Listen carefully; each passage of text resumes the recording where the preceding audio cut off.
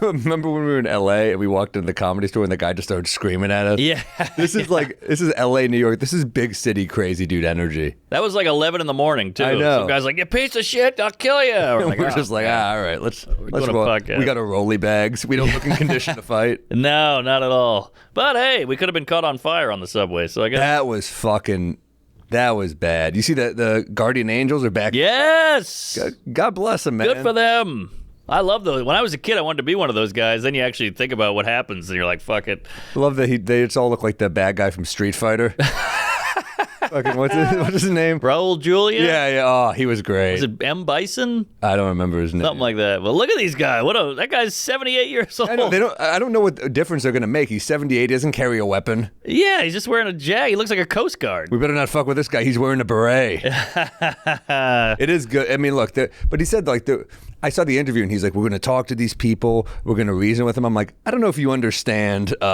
Psychos. If you set someone on fire, you're probably not like, oh, was I not supposed? Okay, I won't do that. Right. I don't know if your psychological evaluation is going to help. 70. I do like the idea of a guy like boots on the ground. He's not tweeting. He's like, let's go in there. No, I respect the fuck out of it. I just don't know. I guess having anyone brave enough to step in is cool. I mean, that was the shitty thing about that woman being lit on fire. It's like people were mad at people for not stepping in, but at the same time, what are you supposed to do when a person's on fire? True. Yeah. You know, there's no playbook, but we're gonna have to start being educating citizens of New York. Like, all right, if a person's on fire, right, everyone take out your coats and just start smacking. Yeah. Well, that's what you think is the coat over, but everybody's got that Canada Goose. That shit's $1,300. I know. Now we're gonna have to carry a rape whistle, pepper spray, a knife, and a fire extinguisher.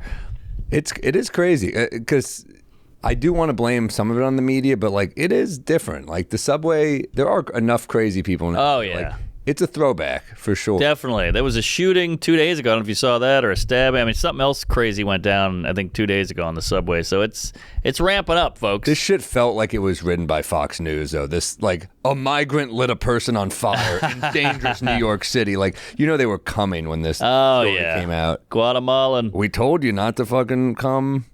Because this was someone that Trump, under his immigration, threw out of the country, and then he got back in. Oh, man.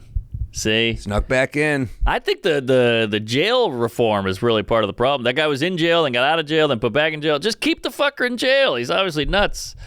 Yeah, I mean, I don't know what what do you do at this point? It was something at Penn Station I saw. I don't know what the hell happened, but it was something bad. Lighting a person on fire, though, that's next level. Man stabbed near Penn Station. Oh, okay. Man. I guess that was it. The Hell's Kitchen is fucking... That's what kept the name, dude. Yeah. Syracuse lives there. He's got a knife. And he got jumped. Remember that? We got the video. That was crazy. Yeah. And he maced the guy. Tough. But that worried me because it didn't seem like the mace really worked. That's true. Yes. Although the Syracuse walked up to the guy and the guy was like, so I guess... Maybe it hurt. But then the drugs these people are on, like, who knows if they feel anything, That's true.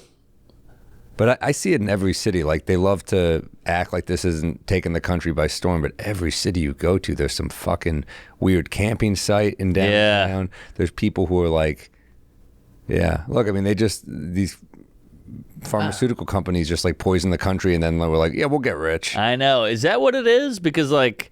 You didn't see this in the 50s. Did they just throw a guy in a pit? Did they stab him? Did they kill him? Like, how did they I don't know. Not have this in the 60s or whatever?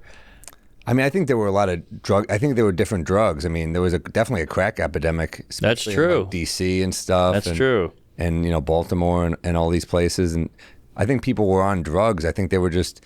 Heroin is a more peaceful high than whatever the shit they're taking now. Right. Where it's like angry and they all look like Pacino in the last scene of Scarface. Where like, they just won't go down. Yeah. Yeah, and then Trank is pretty good too. You ever see Trank? Those guys in Kensington? They're like barely trying to stand up. Pull up Trank at TRNQ. DC Benny used to have a joke about the old man in the great park joke where you can't tell if he's doing Tai Chi or heroin. Yeah, just the way he's leaning. Then the act out was so good. So good. Look at that. They just lean. It's like the most peaceful zombie of all time. Damn! Look at those fucking wounds. My God. Good Lord. Yeah, I mean, what are you supposed to do, I think? Trank, they just lean over. Wow. It's tough. I mean, these are just, you're asking citizens to step up, but then what happens? You have like a Daniel Penny incident. Yeah. You know, you don't want to kill the people either. It's like a no-win situation. Val, from our friend from the Comedy Cellar, she's one of the managers there. She got jumped. She got pushed down a flight of stairs in the subway, hits her head on the edge of the stairs, which are sharp. Yes. 17 stitches. Maybe 18, actually. Yeah. Actually, it might be in the 20. I might be making this up. It was like 20-something stitches. It was terrible. I saw her. She got 400 stitches. She's dead. No.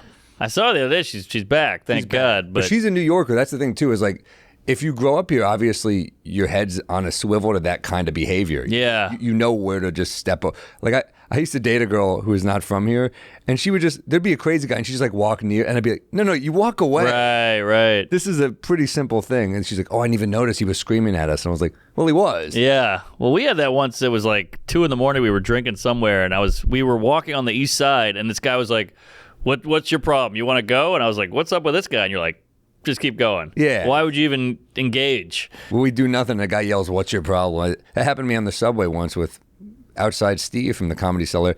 A guy's fucking with everyone on the train. Didn't seem dangerous, but seemed not worth pushing. And he's another New York guy, but he's like, yeah, fuck off. Like, and now he's fucking with us. I'm like, that is fucking amateur. Yeah, amateur hour.